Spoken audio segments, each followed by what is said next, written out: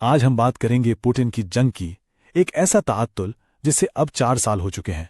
آئیے اس پیچیدہ صورتحال کی گہرائی میں اترتے ہیں۔ تو اس تنازع کو 4 سال بیت چکے ہیں، اور ایک سوال جو سب کے ذہنوں میں گردش کر رہا ہے وہ یہ ہے کہ کیا روس واقعی یوکرین پر مکمل قبضہ کرنے کے بالکل قریب پہنچ چکا ہے؟ لیکن جب ہم حقائق پر نظر ڈالتے ہیں نا تو تصویر بالکل مختلف نظر آتی ہے۔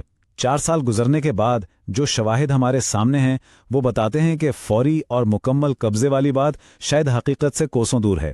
تو آئیے ذرا اس کو تفصیل سے دیکھتے ہیں۔ سب سے پہلے آئیے بات کرتے ہیں بیانیے کی جنگ کی، یعنی جنگ جب شروع ہوئی تھی تو کیا کہا جا رہا تھا اور آج زمینی حقیقت کیا کہتی ہے۔ دیکھیں 2022 کی امیدوں اور 2026 کی حقیقت میں زمین آسمان کا فرق ہے۔ کرملن نے سوچا تھا کہ یہ ایک تیز رفتار فوجی مہم ہوگی، لیکن آج یہ جنگ ایک سست، تھکا دینے والی اور بھاری جانی نقصان والی خندقوں کی لڑائی بن چکی ہے۔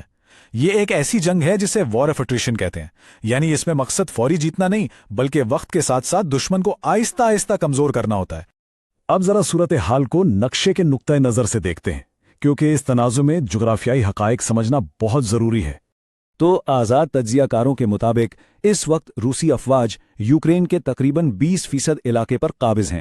اب یہ ایک بہت بڑا حصہ ہے، اس میں کوئی شک نہیں، لیکن یہ پوری کہانی نہیں ہے۔ اس کا سیدھا مطلب یہ ہے کہ ملک کا ایک بہت بڑا حصہ یعنی تقریباً 80% یا تو یوکرین کے کنٹرول میں ہے یا پھر وہاں شدید لڑائی جاری ہے۔ تو مکمل قبضے کا جو تصور ہے وہ یہاں حقیقت سے بہت دور نظر آتا ہے۔ اچھا، یہاں یہ سمجھنا بھی ضروری ہے کہ کنٹرول سے مراد کیا ہے۔ اس کا مطلب وہ علاقے ہیں جہاں روسی فوج اور قابض حکام روزمرہ کے معاملات چلا رہے ہیں، لیکن یہ ہمیشہ مکمل تسلط کے برابر نہیں ہوتا، کیونکہ بہت سے علاقوں میں لڑائی اب بھی جاری ہے اور وہ متنازع ہیں۔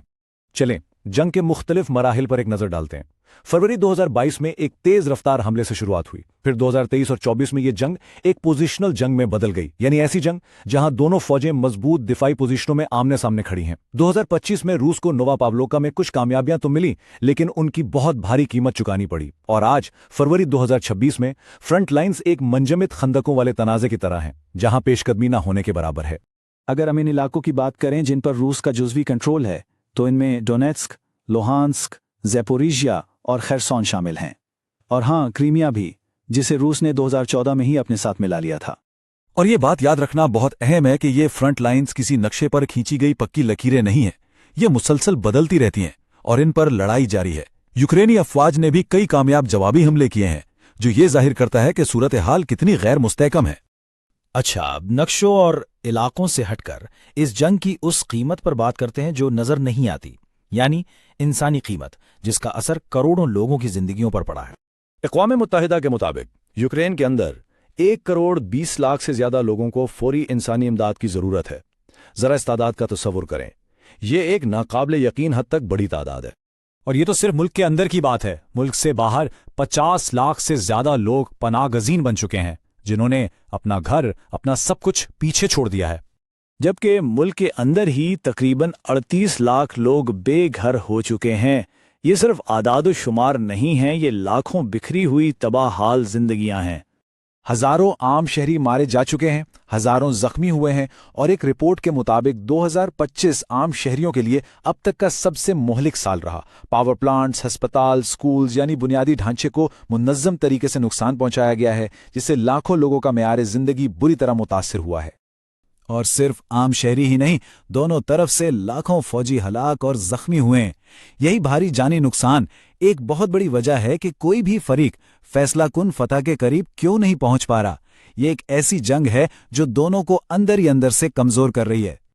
اب ذرا اس تنازع کو عالمی شطرنج کی بساط کے طور پر دیکھتے ہیں، کیونکہ اس جنگ کی شکل بھو سیاسی اور سفارتی عوامل سے بھی بن رہی ہے۔ یہاں ہمیں دو بالکل مخالف بیانیے نظر آتے ہیں۔ ایک طرف کرملن کا کہنا ہے کہ یہ مغربی مداخلت اور نیٹو کی توسیع کے خلاف ایک دفاعی کارروائی ہے، دوسری طرف مغرب اس سے جغرافیائی توسیع پسندی کہتا ہے، جس میں علاقائی دعوے شامل ہیں، اور یہ مطالبہ بھی کہ یوکرین مغربی اتحاد سے دور رہے۔ یوکرین کے لیے بین الاقوامی حمایت کافی مضبوط ہے، خاص طور پر G7 ممالک کی طرف سے، لیکن یہ حمایت ہر جگہ ایک جیسی نہیں ہے۔ یورپی یونین کے اندر ہمیں کچھ دراڑیں بھی نظر آتی ہیں، جس کی ایک واضح مثال ہنگری ہے، جو پابندیوں اور امداد کے معاملے پر اکثر مختلف موقف اختیار کرتا ہے۔ यूक्रेन के सदर वोलोदिमीर ज़ेलेंस्की ने बहुत वाज़ेह तौर पर कहा है कि रूस यूक्रेन के हौसले और अज़्म को तोड़ने में नाकाम रहा है। उनके बयानात से यूक्रेन की हिकमत अमली साफ जाहिर है, अपनी बका, अपनी खुद मुख्तारी को बचाना और किसी भी किस्म की इलाक़ाई रियायत को मुस्तरद करना।